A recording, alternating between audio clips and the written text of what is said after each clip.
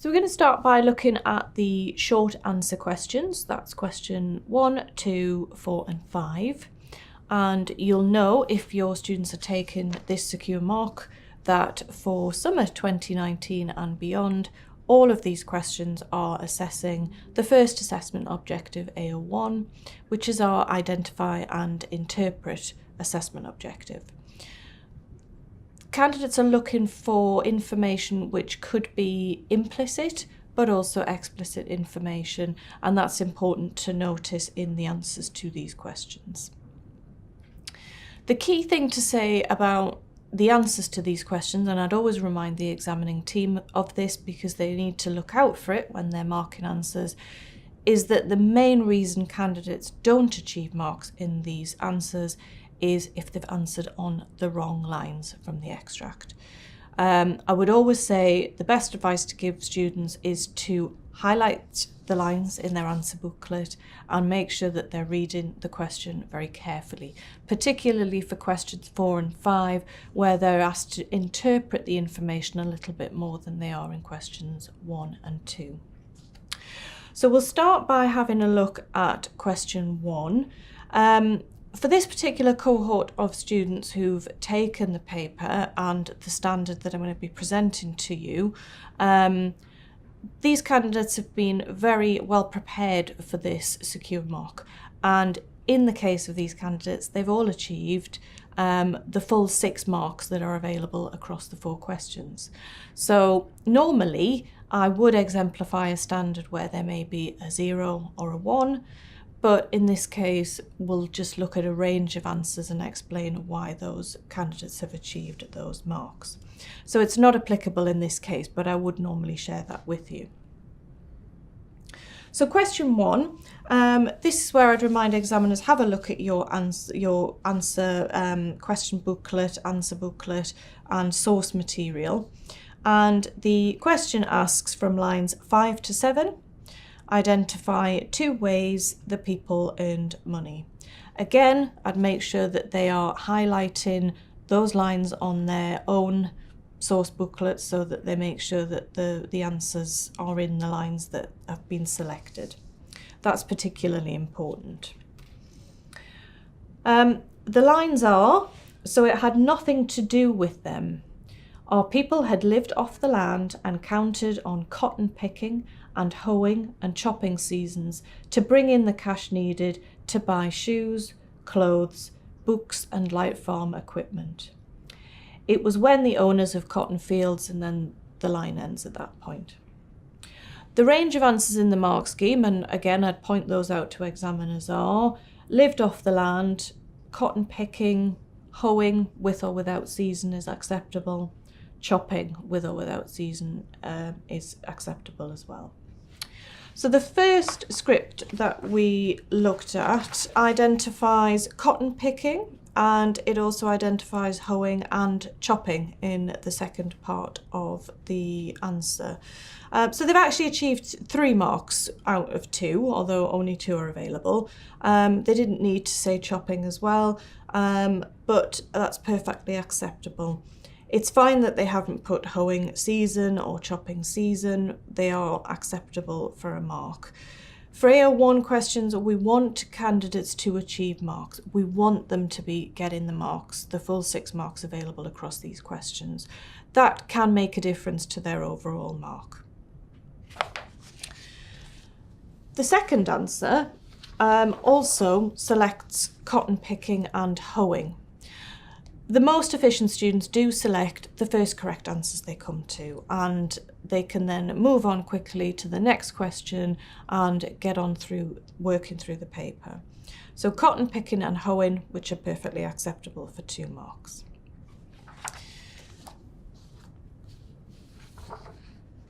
Thirdly, cotton picking and hoeing is also offered by the 3rd student that we've selected as our standard. And when we look at these in standardisation, the examiners see them all together rather than having to look through a number of scripts. And finally, in a slightly different order, this candidate has put hoeing and put cotton picking. So they have also achieved 2 marks.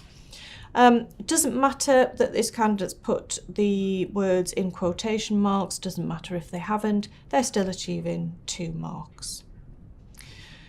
From this cohort of students, we would also comment on the fact that there are alternative answers.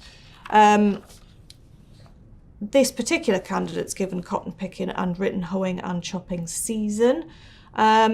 Some did identify those as the first answers, although lived off the land is the first answer that they come to.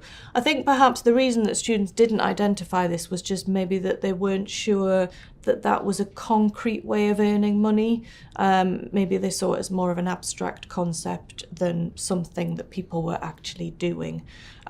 So most students have selected cotton picking and hoeing and or chopping.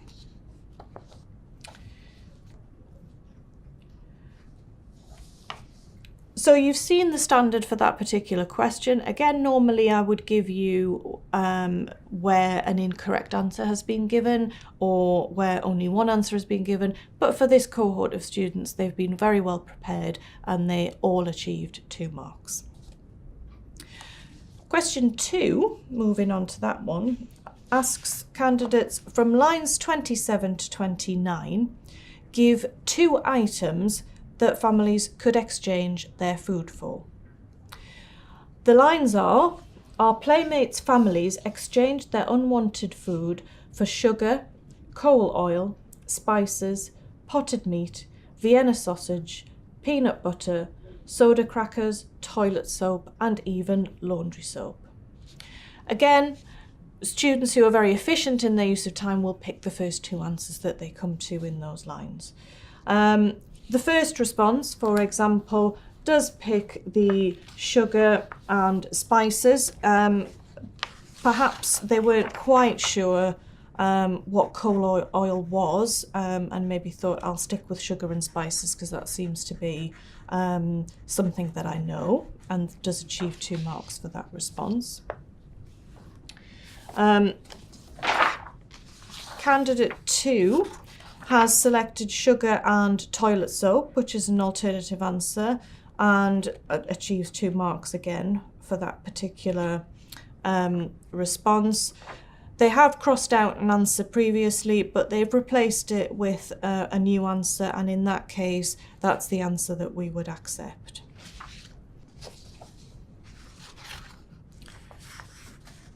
This candidate has picked sugar and coal oil and achieves 2 marks. Again, in quotation marks, which doesn't particularly matter, but again, 2 marks achieved, very clearly achieved in that script. And this one we would discuss in standardisation because the candidate has picked sugar and they've, rather than put coal oil, they've put coal. This is one where I would suggest to examiners you need to apply benefit of doubt. The candidate has identified an answer, it is within the lines accepted, and it is an item in generic terms that families could exchange their food for, and we would award that a mark. It would be something we'd discuss in standardisation because it may be that this answer has come up many times and examiners want to know, do we accept just coal on its own or does it have to be coal oil? And given that it's an AO1 question, we would accept coal on its own. The final script that I've selected because it offers alternative answer to what we've seen before, sugar and potted meat, which is also a valid answer. We generally try and show some responses that are alternatives that perhaps don't follow the typical answers. So where you might see a lot of sugar and coal oil, we would try and exemplify different answers if we can. So again, all of those candidates score 2 marks for this particular question. So moving on to questions 4 and 5, and again, important to remember as examiners, we're asking students to answer on text 2 for these particular questions. So they are moving to the second text in this particular examination paper. Very important because again it asks about specific lines. Question 4 asks from lines 1 to 3, so hopefully it's easy for students to spot that. Identify one comment made about the world we live in. And this is the lines are, let me read those for you. We live in a globalized world, but despite being the most connected generation ever, cooking and eating communally has become harder. The more technologically dependent we get, the more socially isolated we become. And then we've got the addition of Sheffield as home to some, but that's not relevant to this particular question. It is important to note as examiners that this is a question where students can interpret the information as well as identify it. So they can use their own words here. And very often examiners do ask about what the answers are in the mark scheme. So the answers that I've specified in the mark scheme are, we live in a globalized world, which is a quotation. The most connected generation ever, again, which is a quotation. It is difficult to eat and cook together, which is own words. Technologically dependent, which is a quotation, and people are becoming more isolated socially. It's important to remember as an examiner that the own words there are my own words, not students' own words. So the students' own words could differ to those, but it's just included as an example of how a student might express their answers. That's the important thing. We do need to make sure that own words are being credited and that examiners are aware of that. So let's have a look at script 1 and see what they've done with that particular question.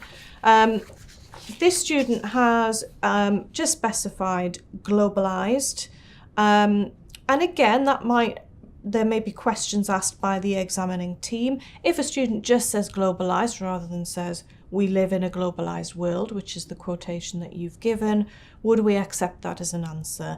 And yes, we would. It is a valid answer to the question. The student achieves a mark for that question. It does say one comment made about the world we live in, and this candidate has said the world is globalized, which is absolutely fine. So we would accept that. Script 2.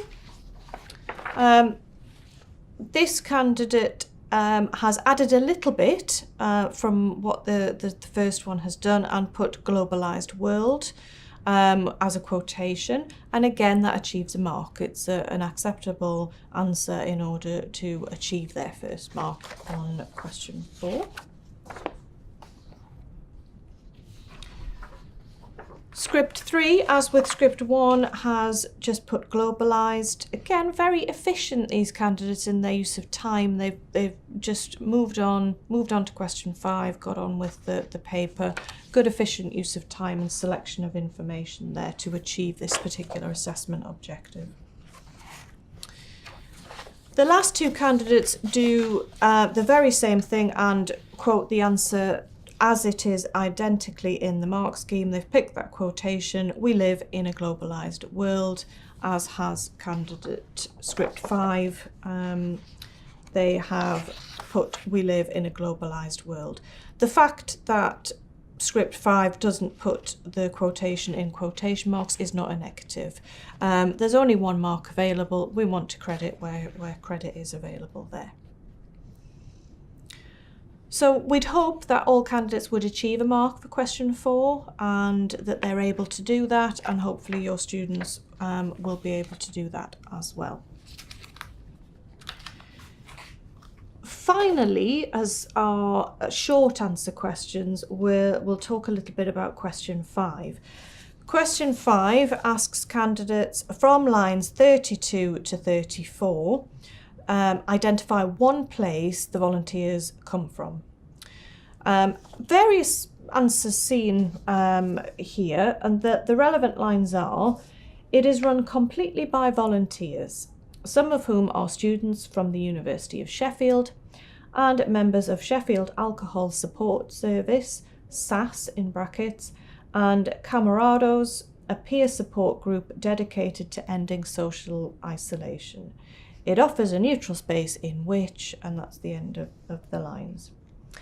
Again, candidates can use their own words here. So the mark scheme gives some answers in own words, and these particular candidates we'll have a look at. Script 1, students from the University of Sheffield. That is in the relevant lines and is a relevant answer. So they are volunteers from the University of Sheffield, so achieves a mark. Script 2 just identifies University of Sheffield. Again, going back to the question, is it a place that volunteers come from? Yes, it is. So therefore, it does achieve a mark. Even though it doesn't include the students from, we can accept it as a valid answer, just University of Sheffield. Script 3 does exactly the same, has just identified University of Sheffield, and that is a valid response, as we've just said. And finally, students from the University of Sheffield, so has given the full range from that particular section. These particular scripts show that the students have again efficiently selected the information. They've gone for the first thing they've come to, but it's also important that I would have just shared with you an alternative answer which is provided. This one just says University of Sheffield. However, we would also discuss the answer that one candidate gave, which was members of the Alcohol Support Service. That also achieves a mark, just with a different type of answer than we've seen before. Not a lot of discussion required on those. Hopefully, the overall principles are you mark positively, you mark giving the benefit of the doubt for AO1 questions, you look back at the question and look to see has the candidate used their own words in 4 and 5, because that's acceptable, and in questions 1 and 2, have they selected the right lines to comment on. So well done to this particular cohort, as they've achieved all 6 marks across these 4 questions.